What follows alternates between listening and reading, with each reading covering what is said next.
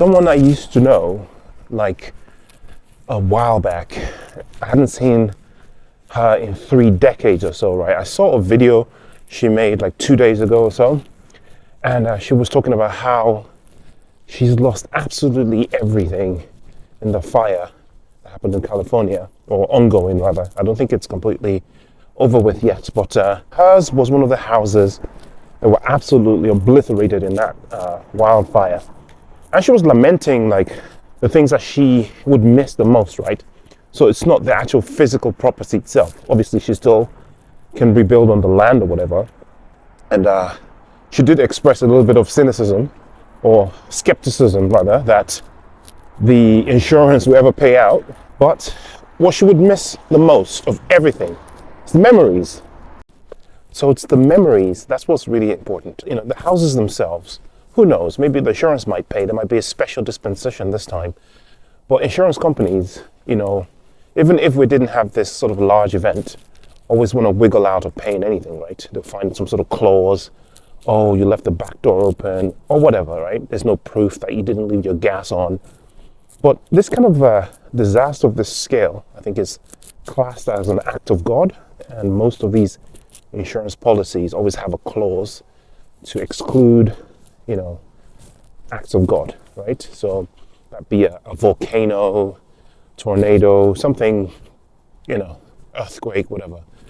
Most of those aren't covered under standard insurance policies. Anyway, that's not the point. The point is, this event, because of the nature of the event, the location of it, the size, I mean, the magnitude of it, and the people involved and affected, the rich and famous, etc., it's going to make a lot of people rethink the value they put in real estate and how secure it really is. Because a lot of people, they think real estate is so secure.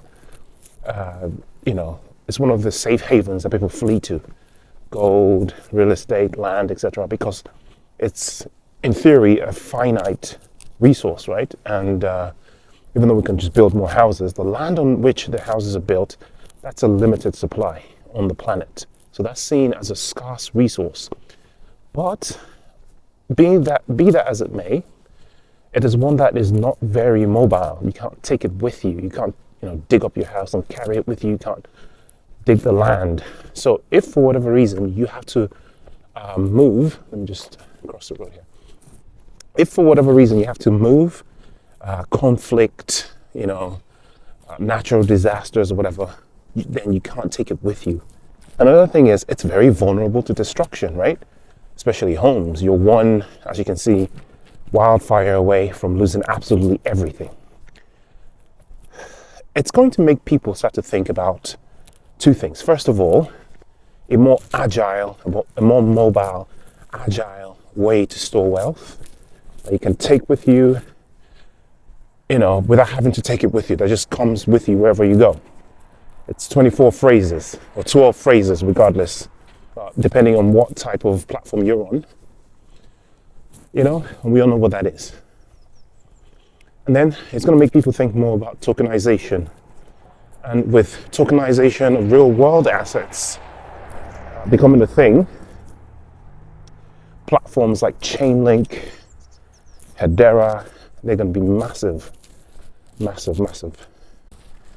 I talked about tokenization of real world assets on the blockchain, right, the other day, and people were saying that that's the dumbest thing ever, you know, especially when it comes to real estate and people tokenizing their homes. Well, obviously, I don't think tokenizing a home on blockchain is going to protect it from fire. And in a kind of, you know, non-pun intended way, if it burns, then those tokens are also burnt, depending on the agreement, obviously. But I'm willing to bet that there are better insurance policies that one could take out on a tokenized home than on a physical home itself, because there's just more opportunities, right? And, you know, also the loss is spread out.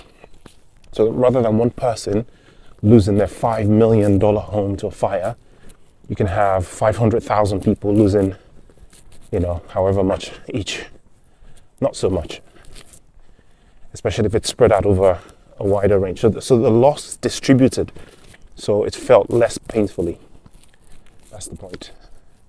And as more and more wealthy people start to think about this and look for alternatives, we're going to see Chainlink, we're going to see Hedera, and we're going to see, of course, XRP Ledger start to make a move in this world, yeah? Moving on in 2025, two areas that I think are going to do very well, and one of them almost nobody's talking about. The one that everyone's talking about right now, on top of everyone's list, are AI agents, right? So not just AI, but AI agents specifically. They're kind of like the new NFTs in that they're very easy to create, and there's so many of them being created every day. A handful of them are going to do very well, and 99% of them are going to be absolute rug pulls. Unfortunately, because of the ease of creation, a lot of them are going to be made and a lot of people are going to sink money into them, in FOMO or whatever, and they're going to get rug pulled. But a handful of them are going to make people multi-millionaires in 2025. So, not financial advice, your own research. I'll be very careful with AI agents. And I think that the ones that are going to do really, really well are probably well on their way already. They've probably done 10x's, 20x's already. And the ones that are coming out of the woodworks, maybe one or two of those might do well.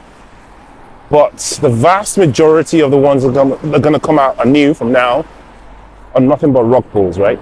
So I wouldn't touch them. Not with my enemy's money, I wouldn't. Guys, it is utterly freezing today.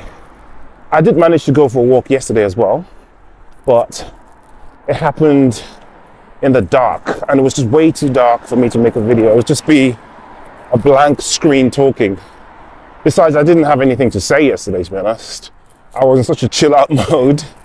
Went for a walk, went back home, jumped in the hot shower, and relaxed with some good Netflix, some brainless entertainment.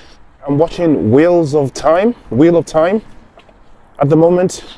It's just like, it's complex enough to hold my attention, but it's not the best. But I like it. I like all the fake ninja stuff. That's pretty cool. Anyway, long story short, I was under allocated Hedera, so I've bought a few more coins in the dip. Not financial advice. Do your own research, and I'm already in a bit of green. So shout out to everyone. Do your own research, and I'll see you in the next one. Hopefully under warmer conditions. Goodness me. Peace.